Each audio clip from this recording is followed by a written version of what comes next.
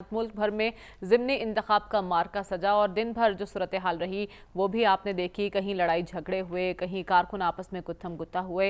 लड़ाई के दौरान नून लीग का एक कारकुन ज़िंदगी की बाजी भी हार गया। लेकिन इस दौरान हमने देखा कि वोटर्स टर्नआउट भी कुछ ज़्यादा नहीं था। वोटर टर्नआउट बहुत कम रहा। मरियम नवाज़ ने दावा किया है कि नून लीग के वोटर्स बाहर निकले हैं और उन्होंने वोट कास्ट किया, और वो ये भी दावा कर रही हैं कि नून लीग अक्सरियत के साथ कामयाबी हासिल करेगी। जबकि पाकिस्तान तहरीक इंसाफ के तर्जुमान ने दावा किया है कि वो सरप्राइज़ दे सकते हैं। तो इस वक्त तो 5 बजे पोलिंग का वक्त ख़त्म हो चुका है और रिजल्ट्स आने का सिलसिला अभी तक जारी है।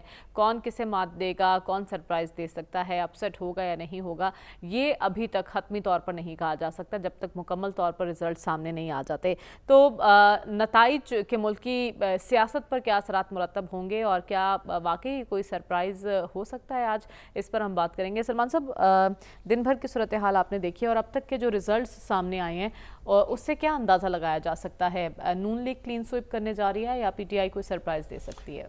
देखें, अभी तक जो रिजल्ट्स आए हैं कि जिसकी सीट थी वो उसमें आगे है।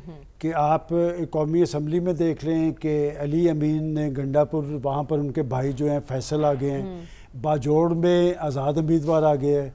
जो बिलावल भुट्टो जरदारी साहब की शहदादपुर की सीट है उसमें पीपल्स पार्टी बहुत आगे है। लाहौर के अंदर जो मरियम नवाज साहब वाले सीट छोड़ी थी उसमें अली परवेज़ आ गया है। तो अभी तक के रिजल्ट्स में मैंने कल, आपको याद होगा कि एक सीट पे दिलचस्पी जाहिर की थी कि मेरे नज़दीक तो अलीपुर चट्ठा की जो सीट है उसमें मेरा अलीपुर चट्ठा वज़ीराबाद के साथ है, तो उस सीट पे मेरा इंटरेस्ट था कि ये सीट पीटीआई ने कोई 38,000 की लीड से जीती थी। लेकिन वहाँ पर इस वक्त पाकिस्तान मुस्लिम लीग नून आ गया है कि उनके अदनान चट्ठा वो आ गया है। लेकिन बात यह कि एक अफसोसनाक वाक़या हुआ है। अगर आप देखें, कौमी इंतखाबात 8 फरवरी में खा कुछ भी हुआ लेकिन वो पुरअमन हुए थे, ऐसा वाक़या नहीं था हुआ। और ये अफसोसनाक वाक़या है कि बात है कि सियासी कारकुनों को इस तरह आपस में उलझना नहीं चाहिए। और बदकिस्मती ये है कि जी आप देखें कि सियासी कारकुन अपने पार्टी उम्मीदवारों के लिए इस हद तक चले जाते हैं। मैं समझता हूँ कि मोहम्मद यूसुफ के अहले खाना को जवाबदेह कौन होगा कि वो एक सियासी कारकुन था, वो आया तो बेचारा वोट देने के लिए अपनी पार्टी के लिए सरगर्म था। दूसरा, आपने एक सवाल उठाया कि इसके कौमी सियासत पर क्या असरात होंगे, ये बात भी हमने कल क्लियर कर दी थी। देखिए, कौमी सियासत पर असरात तब होते हैं जब ज़िमनी इंतखाबात के नताइज से कोई हुकूमतें अपसेट होती हों। इस वक्त कोई ऐसा ख़तरा किसी जगह भी मौजूद नहीं है।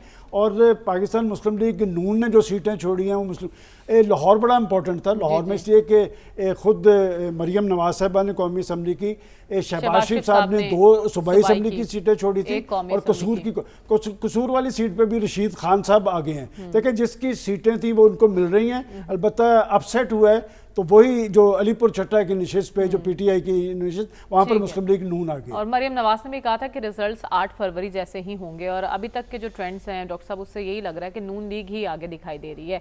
आप आज दिन भर की सूरत हाल पर क्या तबसरा करेंगे? देखिए, मैंने तो कल ही कहा था कि रिजल्ट वही होगा जो एक्सपेक्टेड है, और वो एक्सपेक्टेड यही था कि पंजाब में PMLN डोमिनेट करेगी, जो लगता है कि वो करेगी।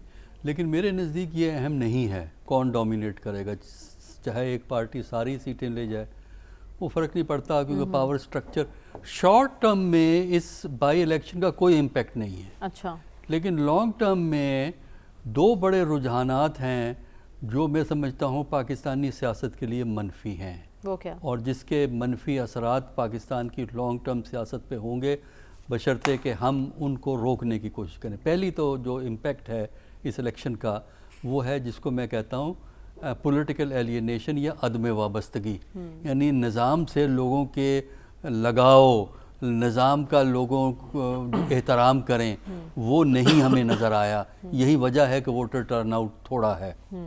वो अलग बात है कि इलेक्शन कमीशन मेरा ख्याल है तकरीबन 40% दिखा देगा। अच्छा। इन इलेक्शन की तरह आप देख लीजिएगा, इतना वो दिखाएंगे।